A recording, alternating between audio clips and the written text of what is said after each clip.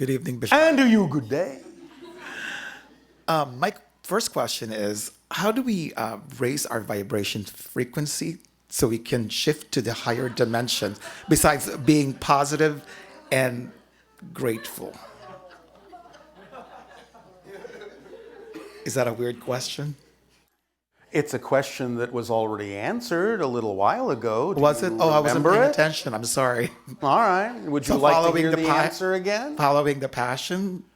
Yes, to the Okay. best you can. And the third part of the answer is no insistence or assumption as to the outcome of the action you take Okay. on your passion. Gotcha. That's the whole formula. I gave the instruction manual.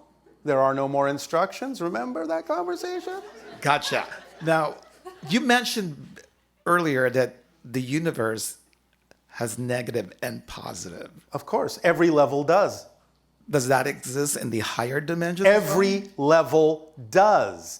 It doesn't mean you experience it in the same way. Just as we told you, the negative experience for us is simply not a relevant choice, but we're aware that it is a choice.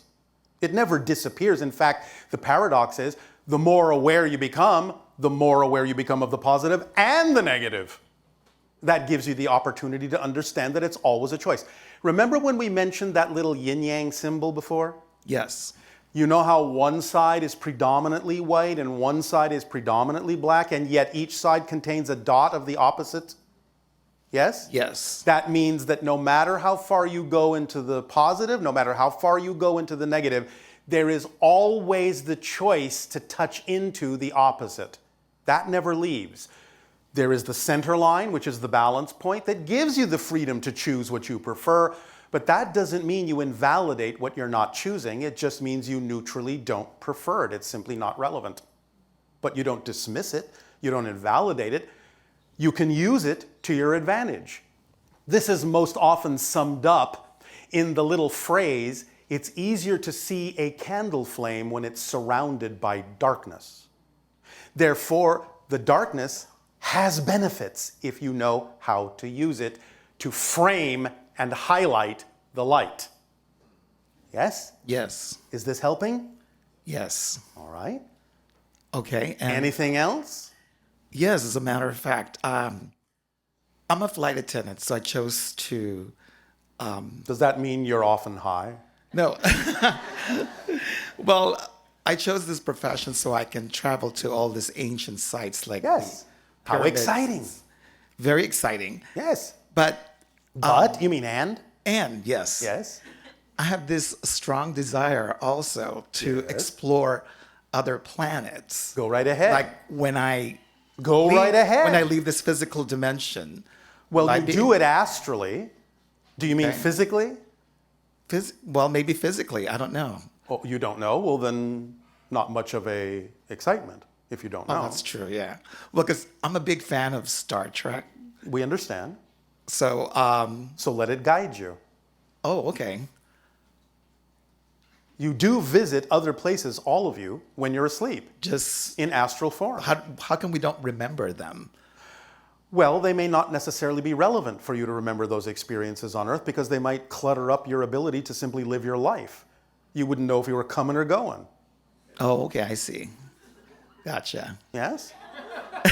Now, you can incorporate more of it, and in fact, the idea of your attractiveness to that particular program is a sign that you are having those kinds of experiences, or you wouldn't be attracted to it. It wouldn't seem natural. It wouldn't seem familiar to you. It wouldn't seem to be representative of the kind of reality that you prefer if you weren't already connected to those realities.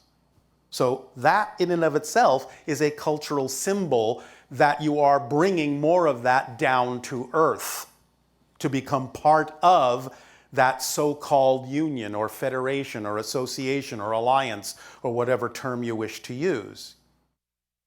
When open contact with your world begins in the window of 2025 to 2033 and 40, sparingly at first, but accelerating from there, you will find that eventually Earth will become a member of the Interstellar Alliance.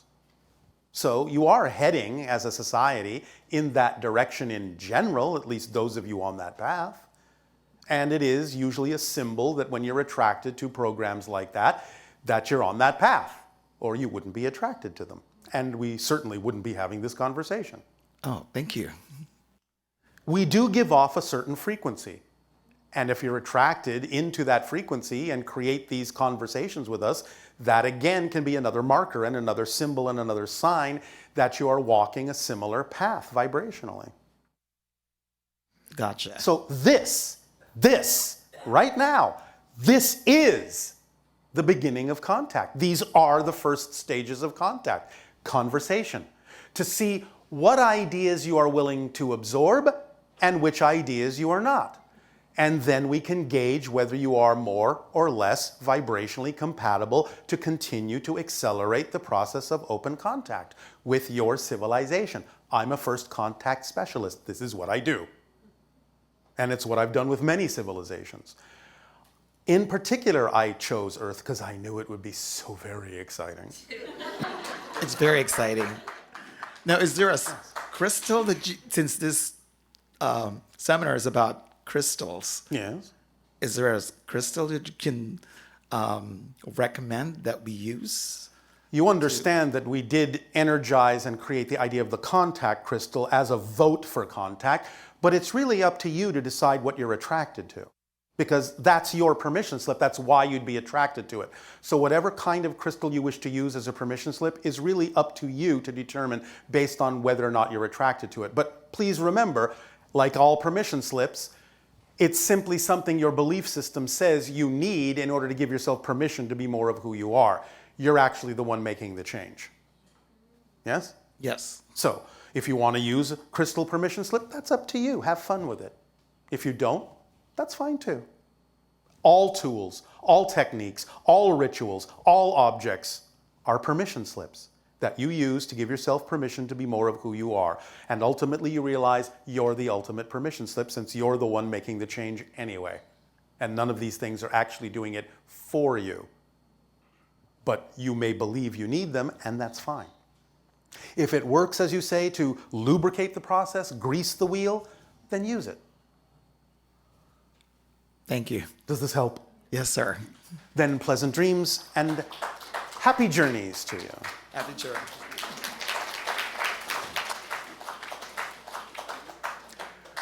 Boldly go.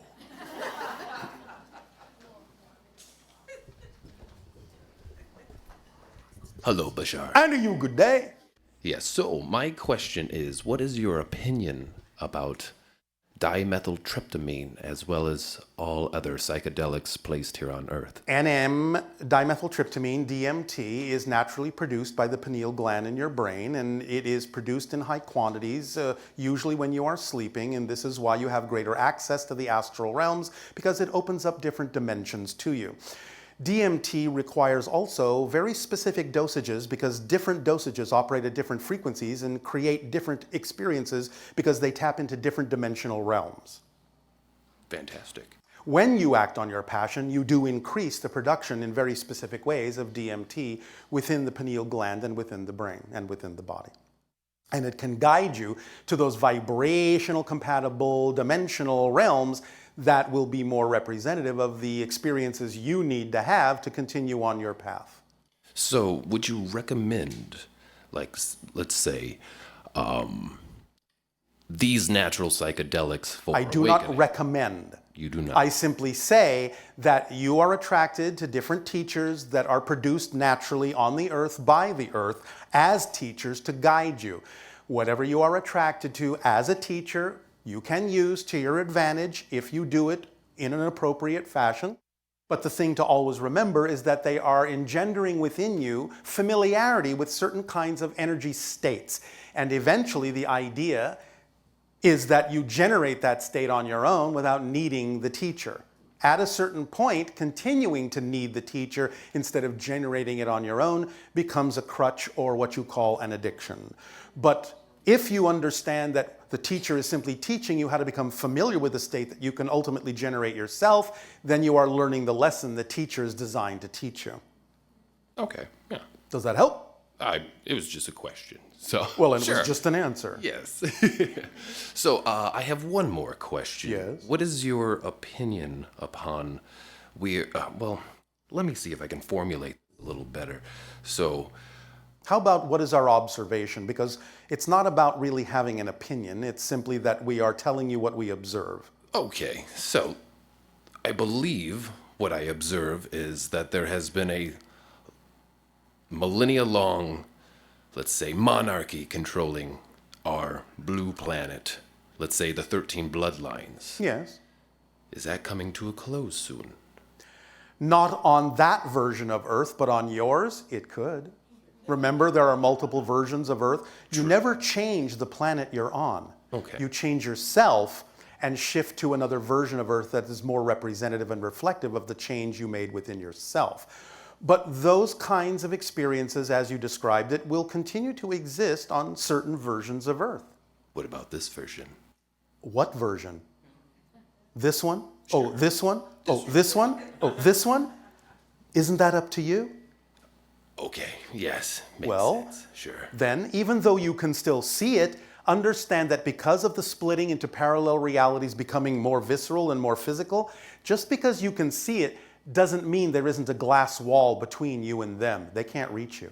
Okay, You understand? I understand. So stay in the vibrational state where you are in a different reality. No matter what it is you can see, doesn't mean that it affects you unless you choose to be affected. All right. Yes? Yes, Does that help? indeed. All right.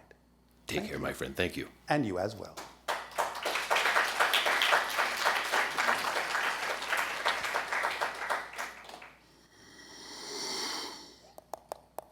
Hi, Bashar. And to you, good day. I wanted to ask you if you could elaborate on the connection between Sirius star system and our emotions and emotional streams. Emotions are connected symbolically with the idea of water. The Sirius vibration is also connected to the idea of water. It has the concept of fluidity, the idea of being able to dive deeply into yourself, into your consciousness, and discover the treasures buried below. Sirius is a bright light, the brightest star in your sky, and thus an illumination of the path that is true for you. It is connected telepathically to the dolphins and the whales who commune with the beings of Sirius constantly, and therefore live in the ocean, which is a conductor of that energy much better than the air around you. Visiting the dolphins and the whales and communing with them will also increase your ability to connect to the Sirius vibration and to gain balance and illumination within the emotion that came directly from Sirius. Wow.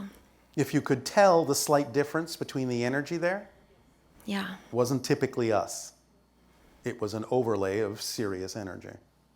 Because our mentor and our collective higher self is the non-physical consciousness of Sirius. Amazing. We are all going up the ladder together in a triad: Sirius, Essassani, and Earth.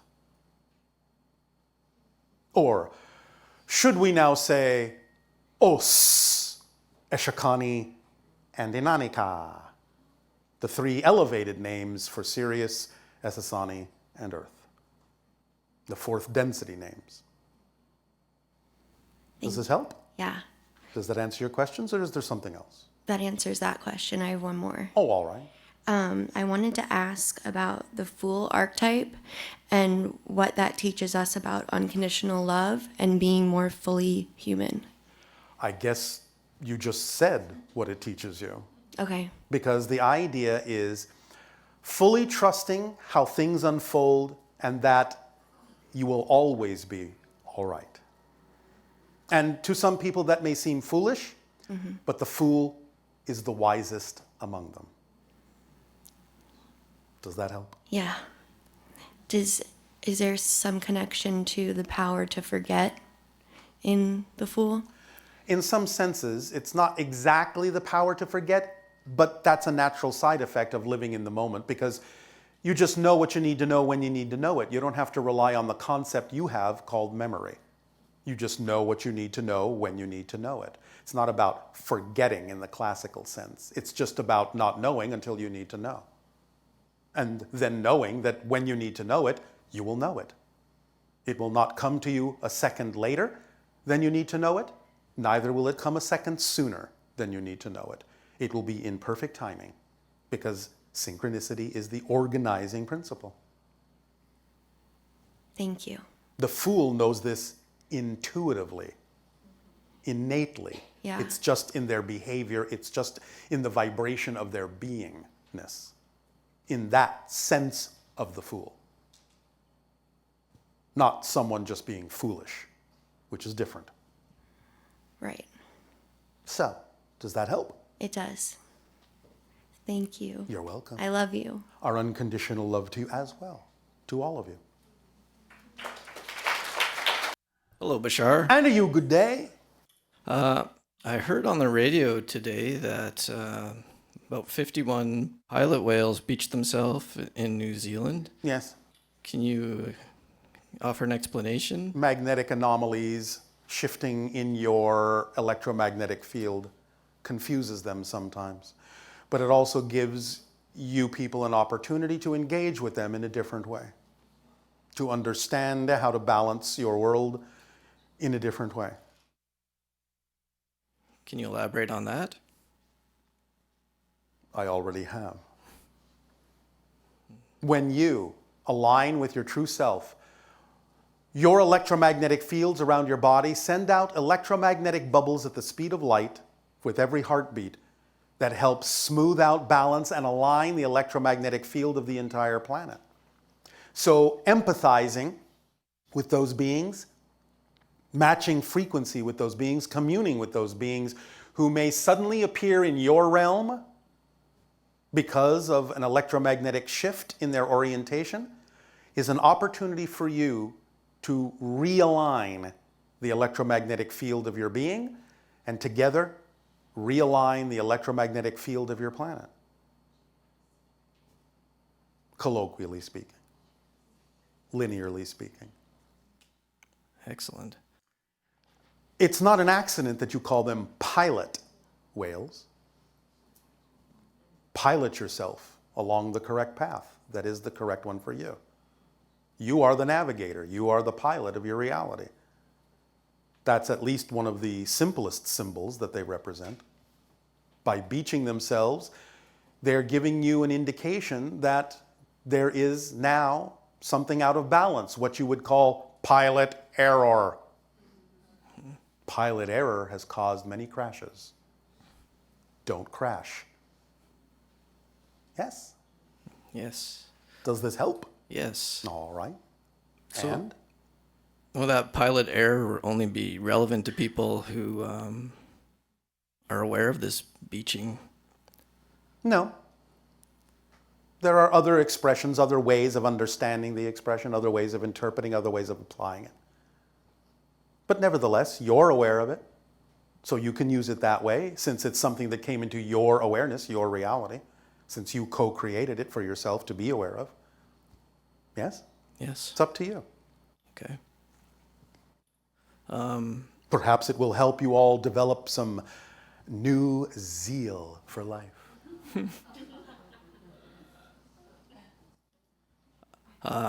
So I work in marine conservation and fisheries management. Yes. Well, then you are ideally suited for this, are you not? Yes. So it's clear the way we're managing, at least where I'm from, is not, doesn't work. It's clear. That the way fisheries are managed isn't working. Then what can you do to change that?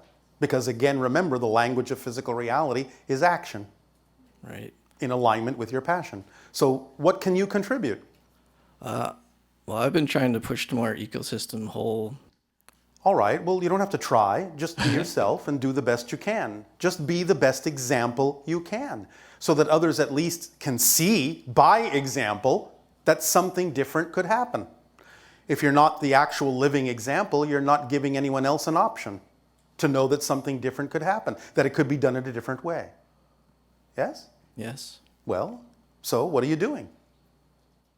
And can you do it in a more exciting way? Can you do it in a fuller way, a bigger way, a more imaginative way, a more creative way? Are you holding back for some reason? Yes. Why? I guess I don't really like to be known that much. Why not? Why would you want to deprive others of the gifts that you have? That's not very nice. I don't know if that's the conscious reason. I'm not necessarily saying that it is, but I am now bringing it to your conscious attention. Okay. So, why would you hold your gifts back? Why don't you want to be known? I guess in case they're not accepted. So what? The people that won't accept it aren't your audience. The people that will are. So why do you care that the ones that would never accept it know about it and reject it anyway? It's not up to you that they should accept it. It's none of your business whether they accept it.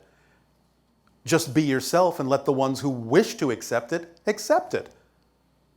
What do you care about the ones that don't? That's another reality. That's not yours.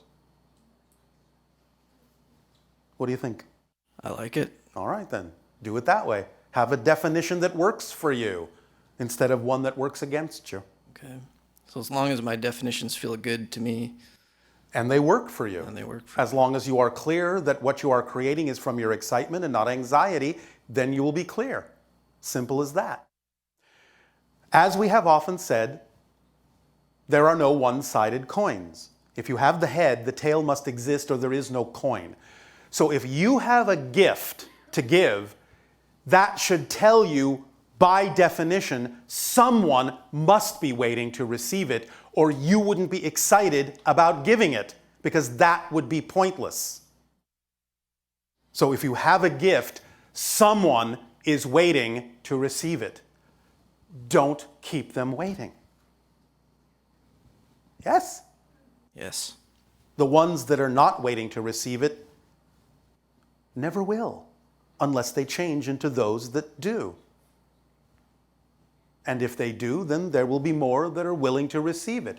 If they don't, that's another reality that's none of your concern. Yes? Yes. Don't put so much weight on your shoulders. It's not your job to determine what other people do and don't accept. It's none of your business. Yes? Yes. Doesn't that feel a little lighter? Feels good. All right. Remember, your own bags weigh nothing. If you feel weighed down, it means you're carrying around bags that belong to someone else. Drop them. They're not yours. Yes? Yes. Thank you. Thank you.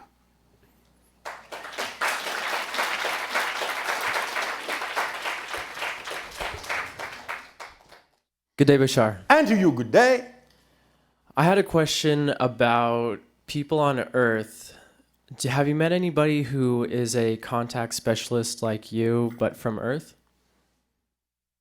That's doing it now? Well, in a sense, because we are channeling through him, Yeah.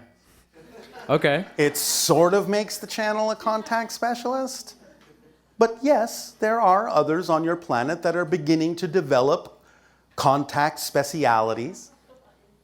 Okay, because that was brought up for me because of a book called Autobiography of a Yogi. Yes. And in that, the yogi's teacher, his name is Sri Yukteswar, Yes. he talks about going to other planets Yes. and basically doing a contact specialist type of role. Yes. And that was after he transitioned from his physical body. Yes. And he basically came back and described what he was doing after he transitioned. Yes. So do It's you? not that unusual. Yeah, I was wondering if you notice that very often. From your planet, not that often, but it does occur, Okay. and it is growing. And do people do that by just astral traveling? I've heard For the you most hinting. part, yes. Okay. There are a few who can physically bilocate as well. Okay. You don't really know most of them. Most of them are in what you call indigenous cultures, being what you would call probably the shamans. Most of them. Not all of them, but most of them. And is there ways that humanity as a whole is moving in that direction, or is it more so people who are drawn to that as their highest excitement? Yes, and yes. Okay, awesome. That was And the you only- know the answer to the first one because we've given it several times. Yeah. That was my only question. All right. Good talking with you again. And you as well. Have a great day. You too.